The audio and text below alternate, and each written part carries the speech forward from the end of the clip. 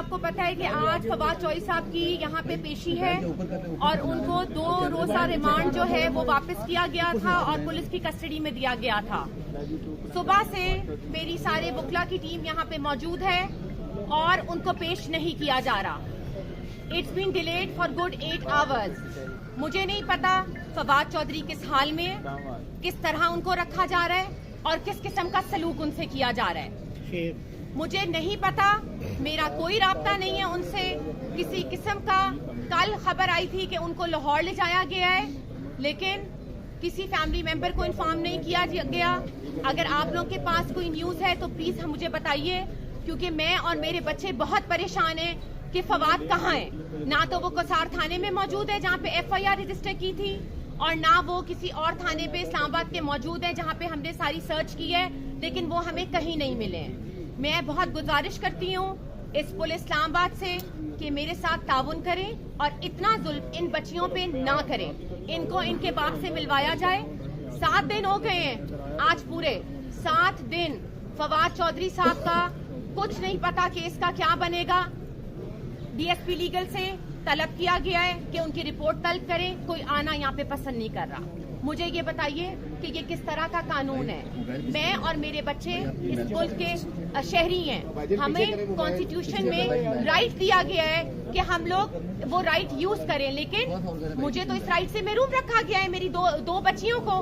मुझे आप बताएं कि आज मुझे मजबूर किया गया है कि मैं ये तस्वीर साथ लेके आऊं और आप लोगों को दिखाऊं कि मेरी बच्चियां कैसी हैं और किस हाल में हैं। बराए करम chief justice of Pakistan honourable prime minister of Pakistan Shahbaz Sharif साहब और जितने भी हमारी केयर टेकर गवर्नमेंट्स हैं, प्लीज इस पे इंटरवीन करिए। और मैं उनसे रिक्वेस्ट करती हूँ कि हमें बताया जाए कि फवाद चौधरी को कहाँ रखा गया है। मेरी अपील है सारे मीडिया से कि प्लीज आप लोगों ने साथ नहीं छोड़ना जब तक हम फवाद को रिहा नहीं करा लेते। आप इस तरह मुझे तोड़ नहीं सकते।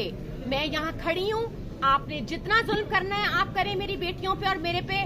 हमारे इरादे, हमारे जज्बात नहीं कम होंगे बल्कि और बढ़ेंगे। Thank you. क्वेश्चंस? आपके वकील साहब ने आपको बताया कि फवाद इस वक्त कहाँ है? रास्ते में था? किसी को कुछ नहीं पता जी कहाँ है। मैं अपनी बात करूंगी, किसी को कुछ नहीं पता कहाँ है। आई थिंक बाबर इवान साहब ने कॉन्फ्रेंस किया, आप लोगों ने कवर किया है, लेकिन मुझे कुछ नहीं पता। 2 दिन से मैं राब्ते पे हूँ। सेशन कोर्ट ने कहा गया कि जी बच्चों से मिलवाया जाए, बख्शी खाने में जाइए और मुलाकात कराइए, लेकिन नहीं मिलवाया गया। दहशतगर्दों की तरह कपड़ा डाल के, हथकड़ी लगा के उनको यहाँ से ले जाया जाता है। आज ये ना होने दीजिएगा प्लीज। आज हम सारे एक खड़े हैं। आज फवाद चौधरी और मेरे साथ ये हो रहा है, कल को ये आप लोगों के साथ भी हो सकता है अगर आप लोग आवाज उठाएंगे। आज आप लोगों ने कपड़ा नहीं डालने देना। मेरी ये पूरी की पूरी जितने भी लोग यहाँ पे आए हैं और मेरी बहनों माओ से स्पेशली रिक्वेस्ट है कि प्लीज आइए और इन बच्चियों को उनका हक दिलाइए। कपड़ा नहीं आज आप लोगों ने डालने देना इनके ऊपर, ये आप लोगों की जिम्मेदारी है। मैं आप लोगों से ये पूछूंगी कि ये आप लोगों का भी राइट है कि मेरे साथ खड़े हुए। मैंने तो 2-3 दफा कोशिश की, लेकिन वहाँ पे इतने धक्के देते हैं पुलिस वाले कि मुश्किल होता है वहाँ पे मैनेज करना। लेकिन कपड़ा आप नहीं डालेंगे। वो पार्लियामेंटेरियन है, वो farmer federal minister for information and broadcasting है। उनको लाखों लोगों ने इलेक्ट किया है अपने हल्के से।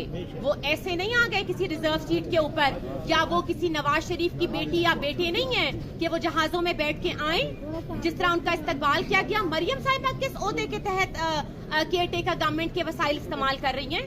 मुझे आप ये बताइए कि जिस तरीके से उनका इस्तकबाल किया गया, जितनी पुलिस वहाँ पे यूज की गई। मैं इंटीरियर मिनिस्टर साहब से पूछना चाहती हूँ पंजाब के कि आपने किस तहत के थ्रू उनको इतनी सिक्योरिटी दी गई है। I going to file a contempt against them in the court.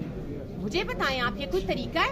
और आप वहाँ पे हमारे chairman, ex prime minister of Pakistan, सबसे बड़ी हमारी पॉलिटिकल वो जो है ये हमारी पार्टी है, उसके चेयरमैन की आप सिक्योरिटियां ले रहे हैं। हमला तक तो हो गया उनके ऊपर। मैं किसी पार्टी की साइड नहीं ले रही हूँ, लेकिन मैं आपको फैक्ट्स बता रही हूँ कि क्या क्या हुआ है। और उनकी सिक्योरिटी हटा के आज पता चला है जी बनीगाला की भी सिक्योरिटी हटा दी है।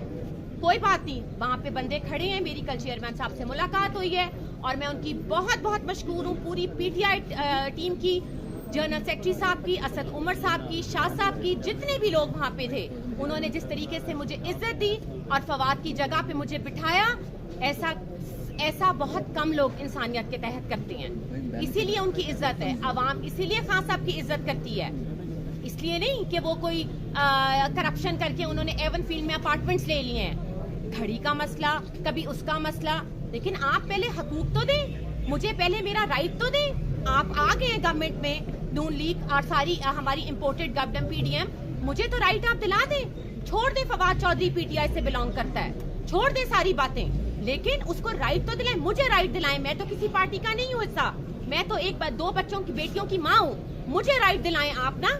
मेरे से तो किसी हुकूमत के बंदे ने राब्ता करने की कोशिश नहीं की कि हम एक फोन करके अफसोस कर ले। उनको सर्च वारंट चाहिए, उनको फवाद साहब को टॉर्चर करना है, लेकिन हम नहीं टूटेंगे। मैं कल ही इनके लिए बहुत हूँ यहाँ लड़ने के लिए। Thank you. अच्छा, आपने ये कहा था कि आपका राब्ता नहीं है, आखिरी राब्ता आपका फवाद से कब तक हुआ?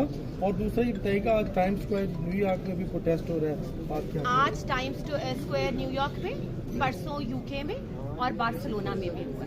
ये कैंपेन हमने नेशनल लेवल, हम वर्ल्ड वाइड ले गए हैं। और देखें, अगर फवाद साहब ने कोई जुर्म किया है वो जरूर अदालत फैसला करे, लेकिन आप ये हथकंडे नहीं इस्तेमाल कर सकते कि जिस तरीके से उनको गायब किया गया। मैं तो इसको यही कहूंगी कि किधर है वो, मुझे बताइए कहाँ है वो। मुझे जवाब चाहिए प्राइम मिनिस्टर ऑफ पाकिस्तान कि मेरे हस्बैंड को कहाँ रखा गया है। मुझे जवाब दें इस बात का कि वो कहाँ है। ऑनरेबल चीफ जस्टिस साहब 7 दिन आज हो गए हैं, फवाद नहीं बाहर आए, उनको नहीं मिली, ये बच्चियां महरूम हैं। मैं आपके आगे हाथ जोड़ती हूँ, मेरी इल्तिजा है आपसे, मेरी रिक्वेस्ट है आपसे कि इन बच्चियों की खातिर सो मोटो लें आप। Thank you.